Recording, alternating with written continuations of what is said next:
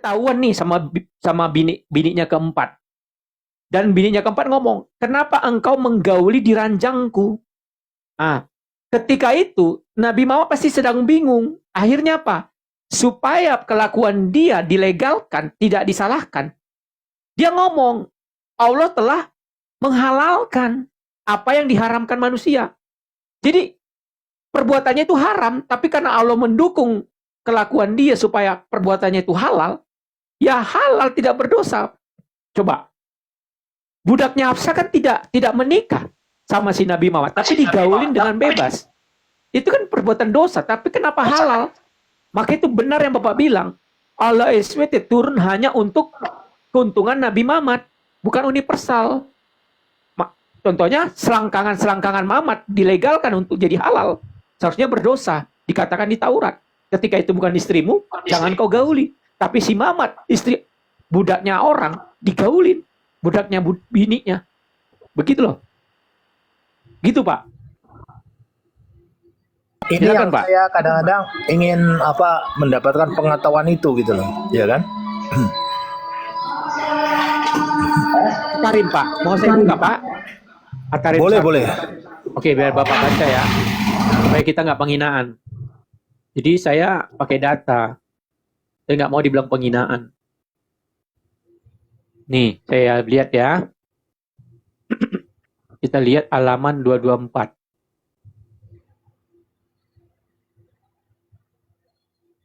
Ini Islam atau Kristen? Anda sopan? Saya pengikut Tuhan Yesus, anak Tuhan Yesus. Iya. Ini Pak ya. Ini saya pakai dalil dari tafsir Qurtubi. Ini saya garis udah nih. Ini Pak. Ini Pak tafsir Qurtubi At-Tabari, sorry. Tafsir At-Tabari ini tafsir paling senior, paling awal. Jilid 25. Ya, At-Tabari ini mufasir. Mufasir ini menguasai Al-Quran dan hadis. Dia mufasir, Pak At-Tabari. Tafsir tertua lah dibilang. Salah satu. Oke, kita buka, Pak. At-Tabari ini asli orang mana, Pak? At-Tabari ini orang Arab. Sahabat-sahabat Nabi. Maksudnya, apakah Arab Mesir, Arab mana gitu? Yang pasti sahabat-sahabat Nabi, Pak. Oh, tapi dia dari sahabat Nabi. Dari ini, dari apa? Dari suku Quraisy atau gimana? Oh, saya belum pelajari. Nanti saya lihat, Pak ya. Oh ya, Kak. Oke. Terima kasih. Jadi kita membuat buku ini kita mesti tahu dulu siapa At-Tabari itu. Yang pasti di situ sahabat-sahabatnya. Termasuk ini mufasir. Oke. Terima kasih, Pak. Bisa kita buka, Pak. Kita buka, Pak ya. Kita buka dulu ya. Biar Bapak jelas ya, At-Tabari ya. Kita jelas ya. Yang kubaca sahabat Nabi, ntar ya, saya jelaskan, kita buka. Jadi seorang sejarawan juga, Pak. Termasuk sejarawan mufasir sahabat Nabi. Ini. Muhammad bin Jarir At-Tabari. Kita lihat, Pak ya. Nih, dia mazhab Syafi'i, Pak. Mazhab Syafi'i. Di sini katakannya, kita lihat. At-Tabari adalah seorang sejarawan dan pemikir Muslim. Dari Persia, Pak, dari Persia. Lahir di daerah Amol atau Amuli, Tabaristan Selatan. Semasa hidupnya, ia belajar di kota Rai, Baghdad, kemudian Syam, dan juga di Mesir, betul Pak. Para ahli sejarah mencatat bahwa semasa hidupnya At-Tabari tidak pernah menikah. Dia tidak pernah menikah, dan dia sejarawan Nabi. Nih, di antara karya terkenal adalah Tarik Rusul, Sejarah Para Nabi dan Raja.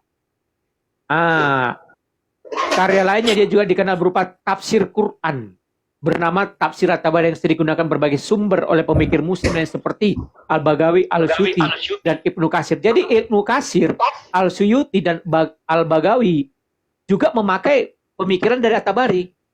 Belajar. Berarti ini tertua, Pak. At-Tabari.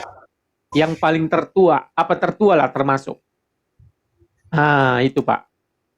Jadi dikatakan di sini, ya, kita lihat halaman 226. Jadi inilah ciri-ciri Nabi palsu, Pak. Nih, Ayahku Dan berkata, sorry salah sebelum masuk seorang, ke sana. ah, Sorry Pak, kita dengar. silakan Pak. Jadi At-Tabri sendiri bukan dari suku Quraisy yang hidup sezaman dengan Nabi. Kalau saya baca tidak. Karena gini Pak, memang tafsir itu kan 300 tahun setelah Muhammad mati. Hadis-hadis itu keluar. Lalu pertanyaan saya di situ, At-Tabri dari Mesir. Mesir dengan di Arab itu jaraknya kan jauh, Pak. Iya toh? Iya. Kemudian ditafsir setelah Muhammad meninggal itu kira-kira lamanya berapa tahun tadi, Pak? Kalau nggak salah, gini Pak, kalau Al-Quran kan setelah Muhammad mati, keluar Al-Quran itu 200 tahun. Kalau hadis, 300 tahun. Tafsir, Nah, oke, sampai situ dulu, 300 tahun. hampir, ya 300 tahun lah, silakan. Sekarang bagaimana mungkin, ya kan, tafsiran itu mereka percayai yang tertua tadi Bapak sebut tadi, kemudian menjadi rujukannya.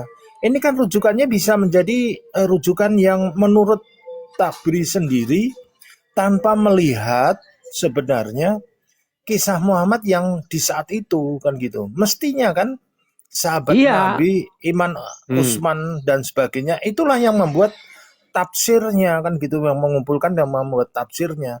Tetapi justru si orang lain gitu loh. Nah, tetapi kalau umat muslim kemudian mengakui At-Tabri tadi sebagai tafsir yang tertua, ini kan sebetulnya menjadi kontradiksi juga ya sebenarnya Pak, walaupun nanti akan dijelaskan gitu. Ya kalau saya sih nggak masuk akal Pak, begini Pak. Ini kan ayat Al-Quran turun abad ke-7, ya kan? Setelah itu, setelah sekian ratus tahun keluar tafsirnya, bagaimana mereka bisa menafsir ayat-ayat Allah? Kan begitu Pak. Artinya yang kurang lebih 200 tahun lamanya baru mendapatkan tafsiran kan gitu. Betul. Sedangkan itu kan nggak masuk akal. Sebenarnya terus tafsir itu sendiri bukan orang asli Quraisy kan begitu kira-kira. Iya. Itu dia pertanyaannya. Maka itu sebenarnya ya mereka kan umat imani aja Pak. Artinya gini. Ya, ahli tafsir pernah nggak bicara sama Allah? Kan nggak pernah kan, hanya Nabi Muhammad. Terus kenapa dia tahu tafsirannya begitu loh? Pertanyaan betul nggak Pak? Bisa dia menafsirkan ayat-ayat Allah, tapi dia nggak pernah bicara dengan Allah. Kan kalau aneh, tafsirannya kan, misalnya adalah sahabat Nabi Umar, sahabat Nabi ada berapa sih Pak? Sahabat siapa? Umar. Sahabat Nabi itu? Oh banyak Pak. Enggak, banyak sahabatnya Pak. Yang terdekat maksudnya?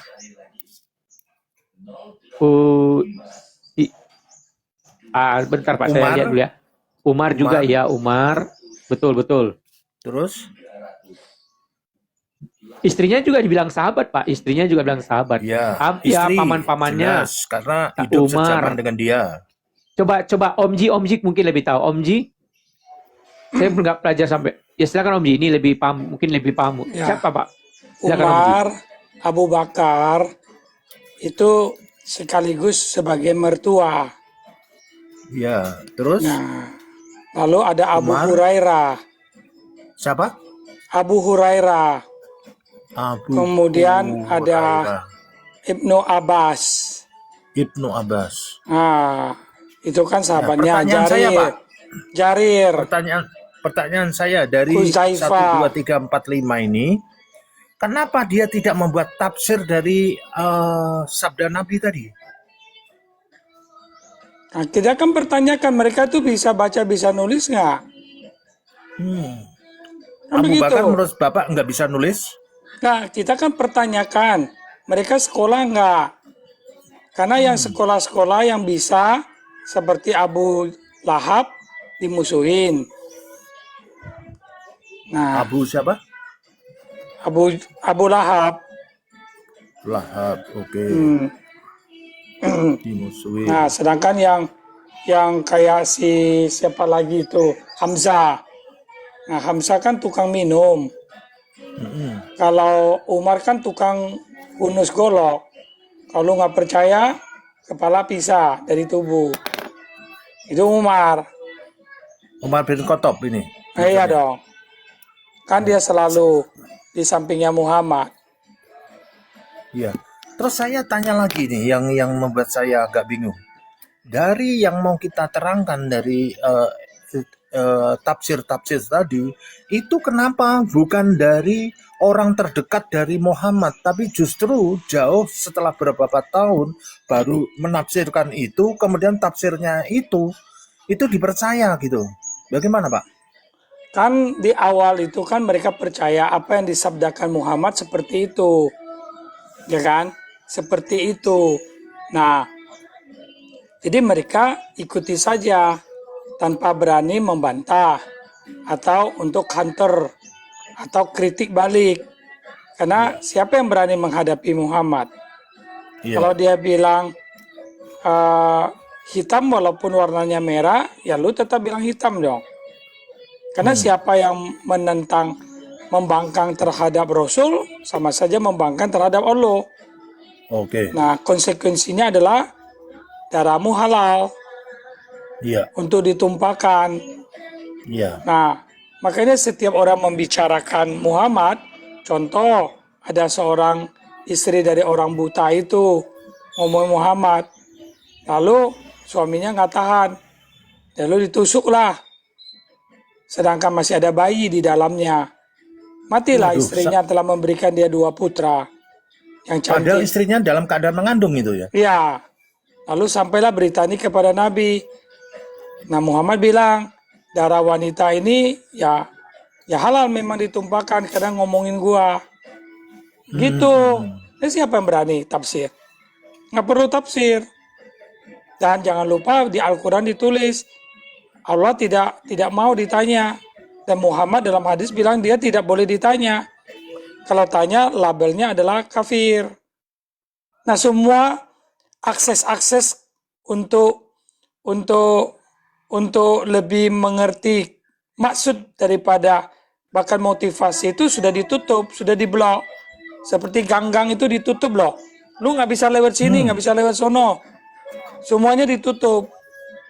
Nah, satu-satunya cara ya lu lompat tembok. Begitu. Atau lompat sungai. Karena semasa itu. Nah, berikutnya setelah itu, ya kan orang-orang mau tahu maksudnya apa. Nah, melihat kengerian, ada kengerian, ditafsirlah, dilunakkan gitu. Nah, dilunakkan. Lalu cerita ini kayaknya nggak benar nih, bisa-bisa menjatuhkan pamor Islam. Nah, lalu dibikinlah yang tadinya surah Al-Tarim, harusnya itu memang Maria Kiptiyi, dibikinlah ulamanya. Jadi itu bicara tentang madu. Nah gitu Bang. Kan suka-suka mereka. Dari tafsir itu berdasarkan ini ya, selera dibutuhkan. Iyalah, kalau sesuatu yang menguntungkan ya diiklankan. Kalau yang bisa membangkrutkan Islam ya disembunyikan dong. Lanjut Iya. ya, jadi itu seperti Jarir, Hamzah, itu sahabatnya tuh, termasuk Kuzaimah aja pembohong. Kuzaimah itu pembohong loh. Dia nggak pernah menyaksikan ada penjualan sapi, penjualan itu hewan kepada si Muhammad, terjadi pertengkaran. Kuzaimah datang, dia bilang dia mendengar. Nah, lalu setelah ini kisahnya ini Kuzaimah ini salah satu disebut sumber Al-Quran. Kenapa Nabi memberi label dia sebagai 2 kali dari penghafal Al-Quran derajatnya? Karena dia membela Muhammad. Nah, Muhammad tanya, waktu saya jual beli sama orang ini kamu ada nggak? Nggak ada. Lalu kenapa kamu mengatakan kamu ada sebagai saksi? Nah, Muhammad dia bilang begini, pokoknya asal omongan Rasulullah itu pasti benar. Wah, dia bilang, wah lu mah hebat kalau gitu. Lu memang benar-benar orang luar biasa nih. Lu memang padamu itu ada sinar ilahi gitu loh kira-kira. Ya kan? Jadi Muhammad membenarkan kebohongan demi keuntungan dirinya. Nah, itu dicatat di dalam sunnah.com. Semua ada itu. Kuzaimah itu. Nah, itu termasuk sahabatnya. Kenapa dilabelin dengan gelar yang sangat tinggi? Karena memang menguntungkan Muhammad. Berarti sebenarnya dia adalah saksi palsu. Tapi karena lu di pihak gua, lu bukan musuh gua, maka saya gelarin kamu. Nah, semua orang Islam merasa, apa yang dilakukan oleh Huzaimah, kalau namanya membela Nabi, sekalipun itu nggak benar, tetap benar, Bang. Ya, ya, ya. Ini salah satu diksi yang nggak bisa dibantahkan kira-kira gitu. Semua ada. Apa yang saya ngomongin itu semua data ada.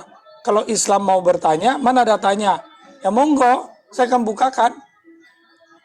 Kalau belum ditanya oleh Islam diminta, ya saya nggak buka. Iya, iya, iya. Jelas Ngerti, Pak. itu. Nah, jadi saya terima kasih ya temanku yang tadi itu, Bang Titan atau siapa itu. Yaitu sahabat-sahabatnya. Nah, mana berani bertanya? Jangankan bertanya, Bang. Istrinya sahabatnya nggak berani dibawa keluar ketemu Muhammad. Itu tahu nggak kenapa? Karena kalau Muhammad lihat mau, itu harus diserahkan. Jadi setelah Muhammad meninggal, barulah orang-orang ini berani membawa keluar istrinya untuk ya secara publis ya. Kalau selama ada Muhammad nggak berani. Nah kalau dibilang sahabat kan omong kosong itu. Masa sahabat bisa curiga? Kalau saya bersahabat sama Anda kan saya nggak akan curiga Anda. Apalagi takut sama Anda. Kenapa? Lu sahabat gua. Tapi kalau sekarang, kalau sedang disebut sahabat, menurut saya bukan. Itu anggota geng kok. Semua itu anggota geng. Istilah kalau dibilang politik itu nggak ada kawan yang sejati, nggak ada musuh yang sejati. Yang ada adalah kepentingan sejati. Iya, Itu. iya, iya, itu politik, ya benar. Iya, Prinsipnya ke sana. Islam kan memang politik.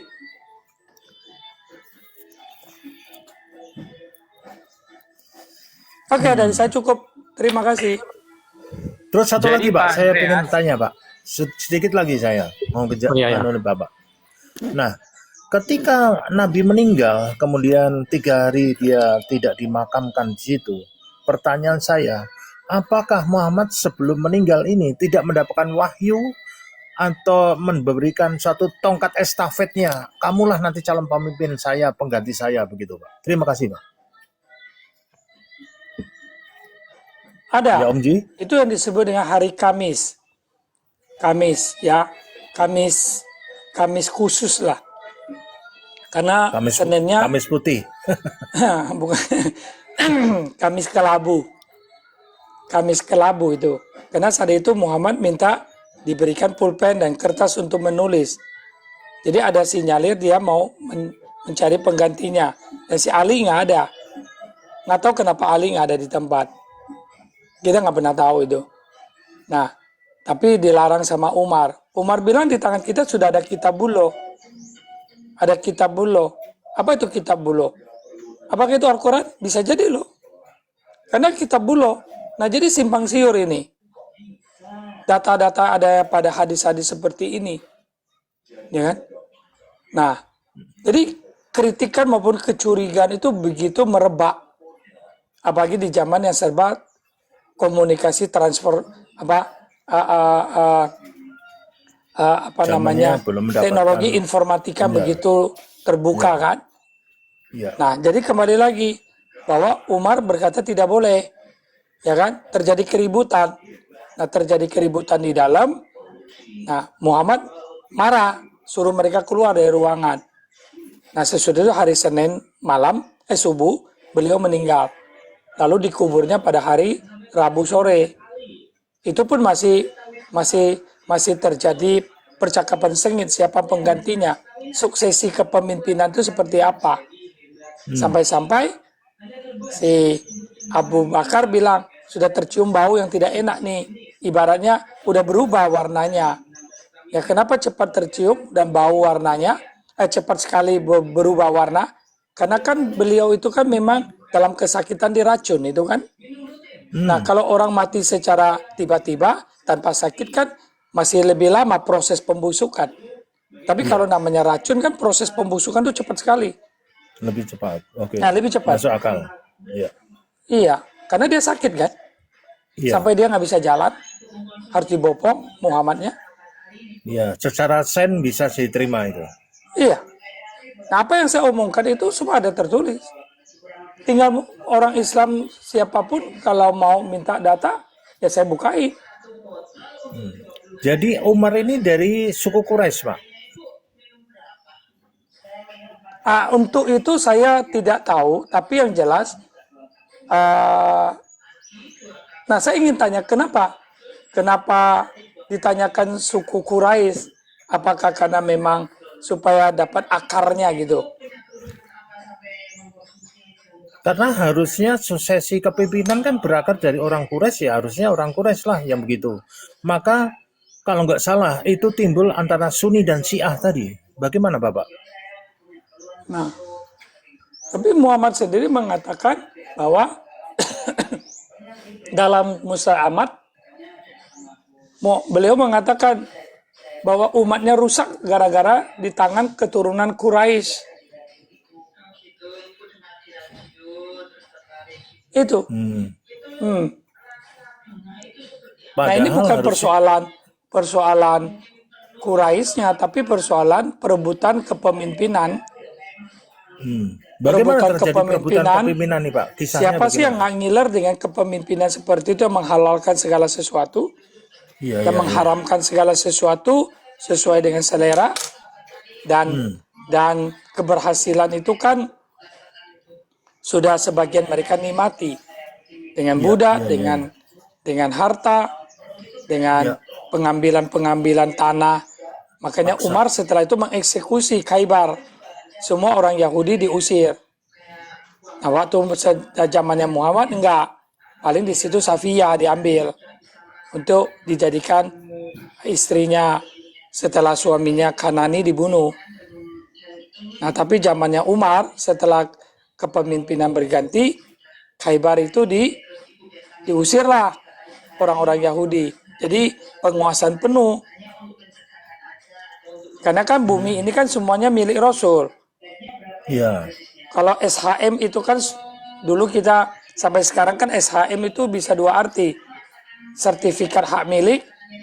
Kalau SHM-nya ala sana, ya sertifikat hak Muhammad.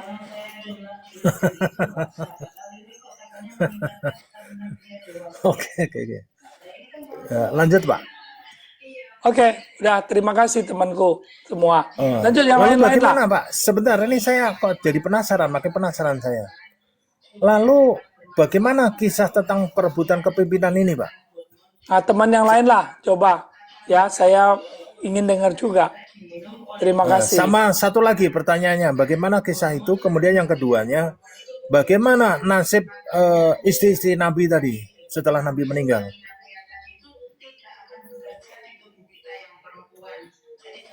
Halo Bang Omji. Nah, yang lain aja. Yang lain.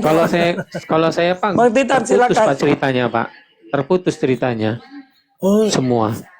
setelah Nabi meninggal tadi, istri-istrinya nggak dibawa sama sahabat-sahabatnya gitu. Ah, itu saya belum dapat ceritanya Pak. Belum dapat. Bang Omji juga belum dapat ini. Setelah Nabi meninggal, bagaimana tentang nasib ke-13 Nabi Ada yang nasib dari menyatakan 13 istri? di mana ya istri Nabi itu menjadi ditiduri. Jadi semacam kayak PSK juga. Di mana Pak kisah itu? Ada ini sebentar. Ya. Udahlah Bapak dulu lah nih Pak Titan nanti akan menjelaskan tafsirnya dulu. Bapak yang menjelaskan ini. Ya Bang Titan. Di mana dulu ada sih. Ya. Katanya itu data saya belum saya bisa buka ini ada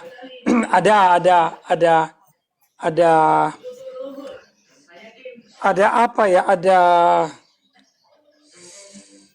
pandangan seperti itu.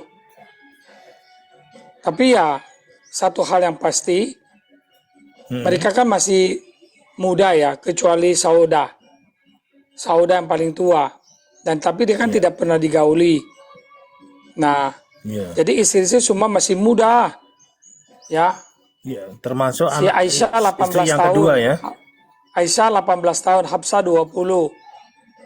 Nah, semua pada masih muda-muda. Nah, jadi bagaimana? Kan istri Nabi nggak boleh dikawinin kan? Iya. Kan turun ayat itu. Istri Turun Nabi nggak ayat boleh lagi? dinikahi. Oh. Ya ada Pak, ada tafsirnya Pak. Qurtubi.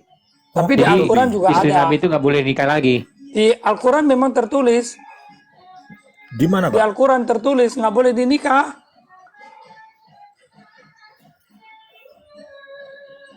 Ini Jadi buka ada aja. hak istimewa Nabi Pak. Nanti saya buka Pak. Ini saya buka ya. Hak Ah. istimewa Iya. Nabi. Oke. Ntar saya buka dulu ya. Surah Al-Ahzab 53. Al-Ahzab Al-Ahzab 53. ya. Nah, 53. Nggak boleh setelah Muhammad meninggal. Jadi dia boleh kawin sebanyak-banyaknya, ya kan? Tapi giliran dia selesai, istrinya nggak boleh.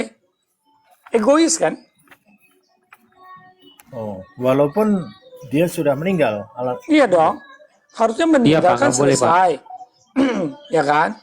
Lu kan nggak bisa lagi menafkahi orang dong. Ini anak orang loh, masih muda-muda loh. Nah, terus mereka bagaimana? Siapa yang menghidupi mereka? Sedangkan Muhammad aja nggak ada harta warisan, kecuali setiap daripada wanita itu dikasih wilayah, ya kan? Dikasih deposito, tabungan, nggak ada. Dia sendiri aja makan nasi basi katanya. Kemudian baju besinya digadaikan, miskin kan? Rumahnya aja katanya, kamarnya aja, supaya kelihatan dia tuh sangat bersahaya. Ya udah kita terima aja, 4 kali 3,5. Bayangin loh, panjang 4, lebar 3,5 bang. Cuma berapa? Cuma sekitar 15 meter. Apartemen studio aja masih lebih besar. Iya, iya, iya. Lalu dengan seluas itu, dengan seluas cuma sekitar 15 meter persegi, ya kan? 15 meter persegi, kamar saya aja lebih gede daripada dia punya. Tapi disebut baginda, kan aneh. Baginda kok kamarnya rumahnya cuma 14 meter persegi.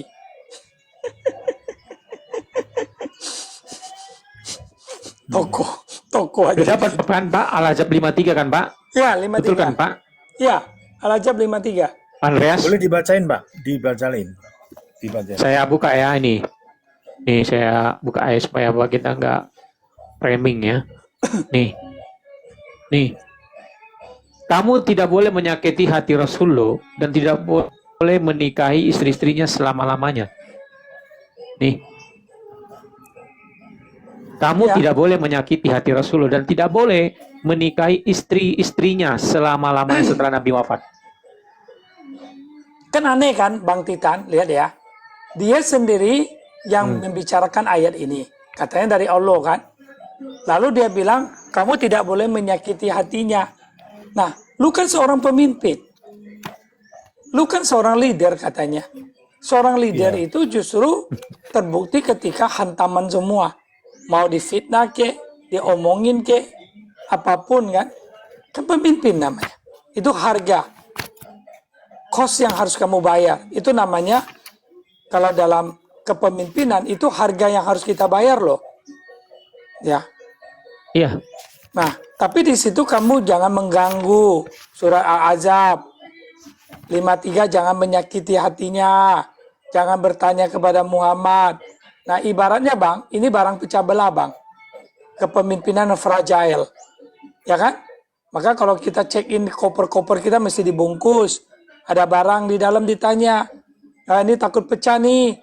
Dibungkus rapi-rapi, jangan kesentuh, jangan dibanting. Ada kepemimpinan seperti itu. Makanya di sini kelihatan nyata kan Allah itu dipakai oleh Muhammad untuk apa? Untuk demi mengamankan dirinya, jangan mengganggu Nabi. Kalau habis makan, cepat-cepat pulang. Kan begitu. Iya. Jadi semuanya terinduksi hanya untuk Nabi sepertinya. Kalau sekali lagi pertanyaan yang awal, untuk universal nih jelas nggak nyambung gitu kan? Wahyu ini. Gimana? Iya. Gimana Jangan Bang Uji? bertanya Kalau saya sama sih- Nabi. Iya. Kalau saya sih Silakan gini, Bang Pak. Titan. Kalau saya membaca Quran dan hadis, setelah saya amati dan saya baca keseluruhannya, memang ayat Quran ini turunkan untuk kepentingan Nabi. Semua untuk kepentingan dia, nggak ada kepentingan umat. Jadi supaya dia ditinggikan, supaya dia diagungkan. Jadi artinya dia mencuri kemuliaan Tuhan, Pak, sebenarnya. Ya. Kata lainnya. Inilah begitu ciri-ciri tepatnya. Nabi palsu. Keluar dia mendapatkan wahyu untuk kepentingan dia, pribadi dia.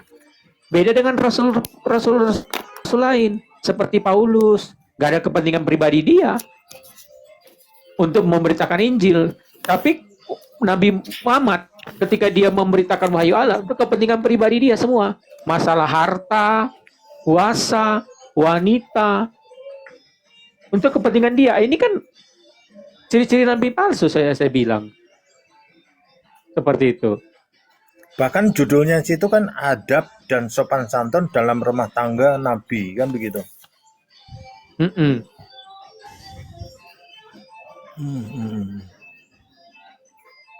Jadi turunnya itu hanya untuk menvalidasi atau memberikan rekomendasi supaya dalam politisasinya menghalalkan apa yang dia mau, kan begitu. Betul. Menghalalkan supaya dia tidak menjadi dilihat orang berdosa. Ketika orang lain melakukannya dosa, bagi dia tidak, Pak. Paham maksudnya, Pak ya? Iya, seperti Bang Sumani saya bacain ya. Isi Quran itu nggak bisa berlaku universal karena isi Quran itu hanya menguntungkan Nabi Muhammad itu sendiri. Setuju. Kalau itu saya setuju, Pak. Oke. Jadi Ya seperti data-data tadi lah, Pak. Sedikit saya agak tendensius kepada Bang Oji sama Titan. Seberapa jauh Bang Oji sama Bang Titan ini mempelajari Al-Quran sama hadis gitu? Kalau saya sudah banyak, Pak, mempelajarinya. Bahkan saya Apakah banyak dulu memang dari Muslim saya- atau dari enggak. Kristen? Saya Kristen, Pak. Kristen. Oh. Tapi saya belajar dari teman Islam. Oke, kalau Bang Oji sendiri gimana Bang? Halo? Bang Ya. Oji? Yup. Iya. Sejauh mana Bang Oji mempelajari Al-Quran dan hadis ini? Dari mana sumber yang Bapak bisa tahu?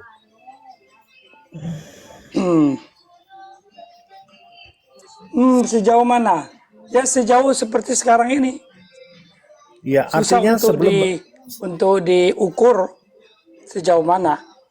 Namun terus kalau data-data mengenai hal-hal berkaitan dengan si Bagindi, ya paling tidak saya tersedia bisa merujuk kepada hadits maupun Al-Quran. Sejauh itu aja. Sejauh di mana bisa dibuktikan dengan data.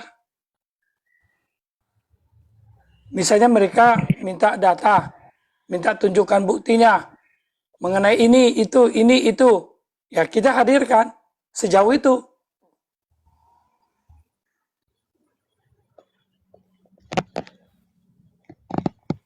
Terima kasih. Bisa saya bicara? Saya minta lowongannya. Ya, Boleh? silakan. ya. Oh, bentar, Pak. Bentar Anda sopan. Bentar, Pak Andreas. Bentar sedikit lagi. Bentar. Katanya sedikit lagi. Di mana, Pak? Sedikit aja. Dari mana Bang Omji tertarik dengan Islamologi ini untuk belajar itu? Sumber yang Anda pelajari apakah hanya dari internet atau dari sumber mana? Ya, saya tertarik. Sebenarnya saya tidak tertarik. Ya kan? Tidak tertarik. Kenapa saya perlu tertarik? Jadi sama sekali saya tidak tertarik. Apalagi banyak dongeng. Ya enggak lah. Alkitab saya sudah cukup. Bahkan lebih buat saya mengerti tentang kebenaran. tentang Ya, Tuhan saya, tentang karyanya.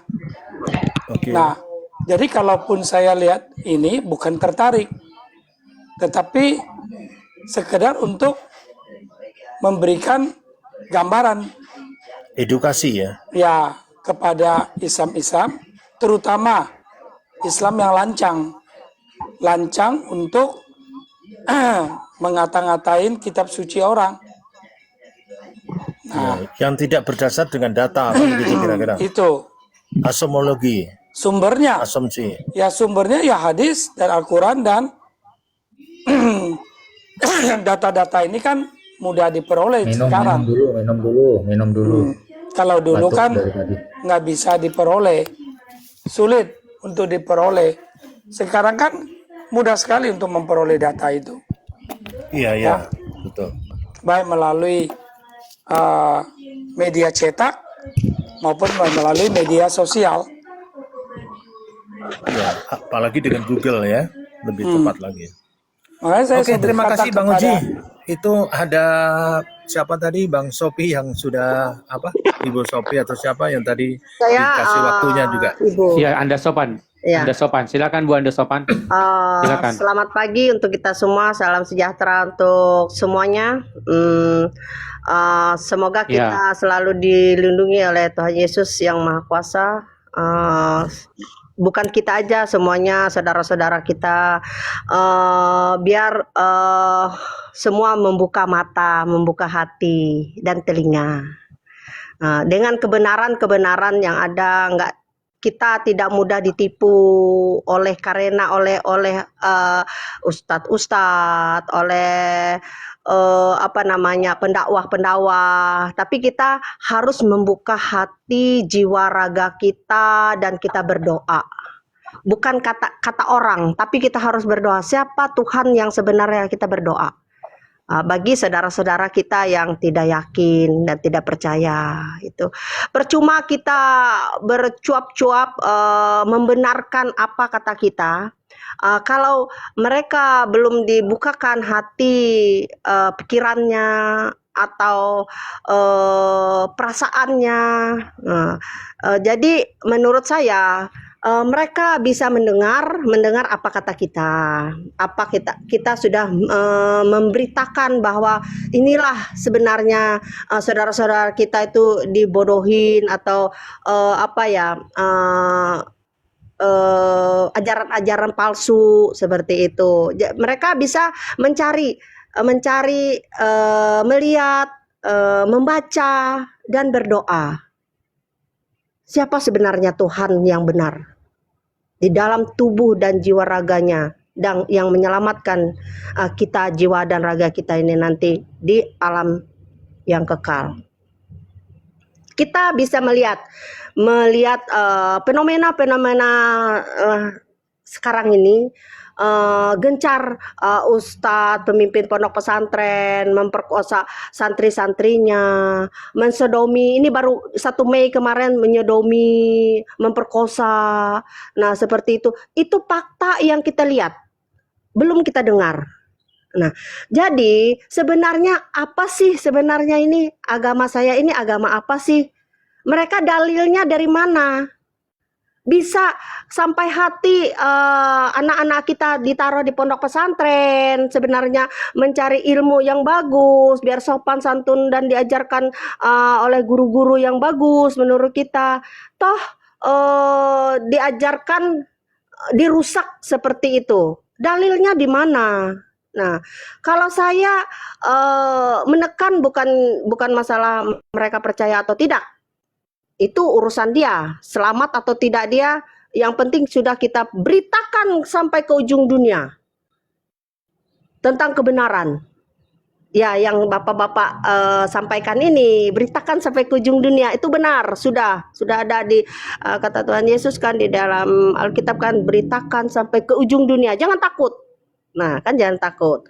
Nah, sekarang ini kita melihat kita melihat fenomena-fenomena ini miris kita. Saya seorang ibu, seorang ini, saya melihat itu mereka yang kena perkosa, yang masa depannya direnggut oleh ustadz-ustadz, pemimpin pondok pesantren itu tidak ada yang bersuara.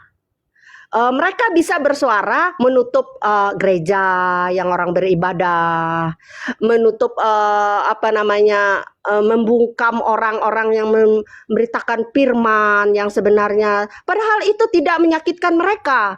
Yang menyakitkan anak-anak mereka ini, anak-anak bangsa dan anak-anak kita pada yang kita pernah lihat, yang kita lihat ini. Apakah ustadz-ustadz atau pondok pesantren itu adakah mereka mendemo meratakan itu atau demo kebiri supaya tidaklah ada lagi pemerkosa kayaknya ustadz-ustadz ini dan pemimpin pondok pesantren ini berjamaah memperkosa dan menyodomi anak-anak. Saya bukan masalah agama, tapi saya seorang ibu. Bagaimana saudara-saudara kita bisa bergerak supaya tidak ada kejadian-kejadian kepada anak-anak bangsa seperti ini lagi. Kasihan loh. Hanya saudara-saudara kita yang Muslim, kalian berdoa, mohon petunjuk. Jangan mendengar, melihat, renungkan. Itu mendengar, melihat dan renungkan. Itu jangan ini dia ini setan, oh ini iblis, oh ini apa, oh ini Kristen ini munafik, oh Kristen ini gini. Kalau penghujatan, hujat, apa yang keluar dari mulutmu itulah haram, yang jelek. Biarlah apa yang keluar dari mulut kita menjadi berkat untuk siapapun dan kapanpun akan berkat untuk kita semua. Jangan kita menambah dosa, seperti kita menghujat orang ini, menghujat orang Nasrani, babi, anjing dan lain sebagainya, itu jangan. Jadi kita itu sebab kita ini hidup tidak kekal, di dunia ini tidak kekal, ya. Jadi kami sebagai orang Nasrani, sebagai orang Kristen, walaupun kami tidak luput dari dosa dan kesalahan, kita di dunia ini tidak ada yang benar. Nah, tapi kita memberitakan sesuai dengan kata firman Tuhan, beritakanlah sampai ke ujung dunia. Bagi saudara-saudara saya yang Muslim, melihat, mendengar, dan berdoa. Supaya apakah benar kata-kata saudara-saudara kita dari Kristen seperti itu, supaya kita tidak kita membawa mereka ke jalan yang benar menurut versi kita, menurut Alkitabiah kita, dan Alkitabiah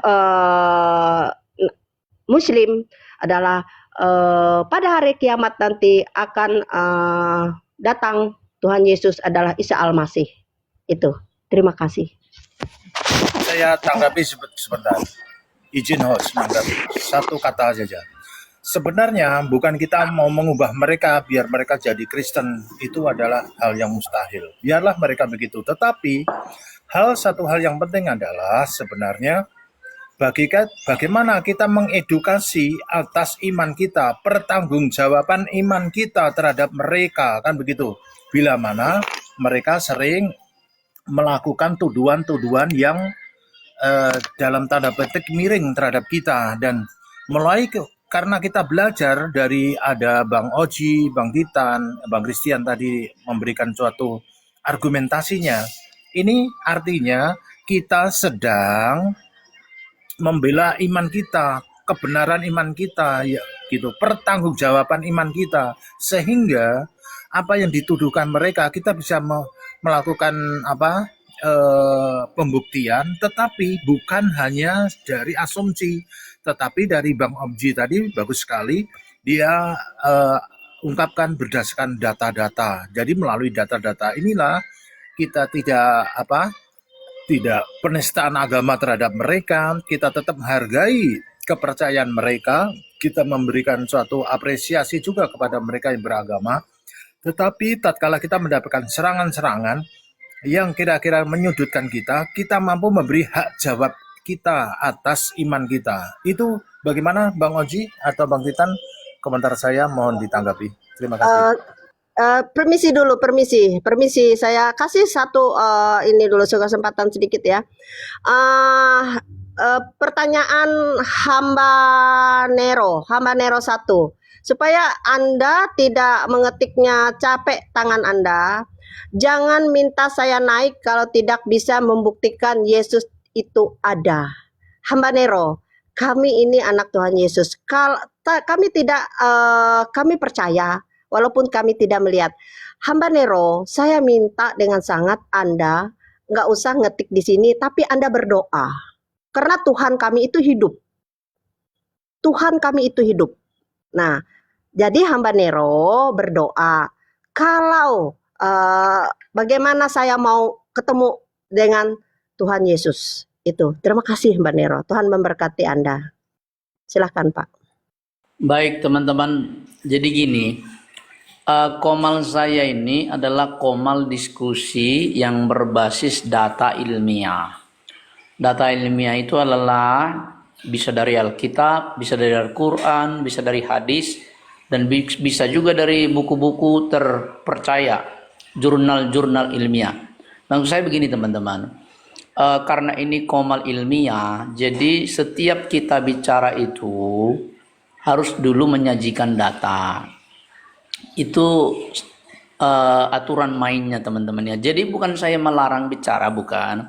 Tetapi karena ini adalah itu tadi komal ilmiah, bukan ceramah, bukan khotbah. Ya jadi setiap bicara itu harus ada dalilnya, harus ada dasarnya berbicara. Begitu teman-teman ya. Jadi tolong semua pembicara siapapun kalau bicara itu tunjukkan dulu dalilnya baru bicara. Supaya apa? Pendengar yang ada ini meskipun tidak terlalu banyak pendengar, mereka mendapat ilmu. Ya, jadi cerdas. Nah, kita sekarang sedang mencerdaskan teman-teman kita dari Islam karena selama ini mereka adalah terperangkap di dalam ceramah-ceramah atau dogma-dogma ulama yang tidak berbasis data. Nah, seperti itu. Nah, saya sangat respect kepada teman-teman yang bicara, tapi mari berbicara dengan dalil supaya nggak terkesan omong kosong yang kita bicarakan. Bang Omji selalu bicara by data dan Bang Titan juga. Nah, saya berharap teman-teman semua juga seperti itu. Terima kasih. Silakan dilanjutkan.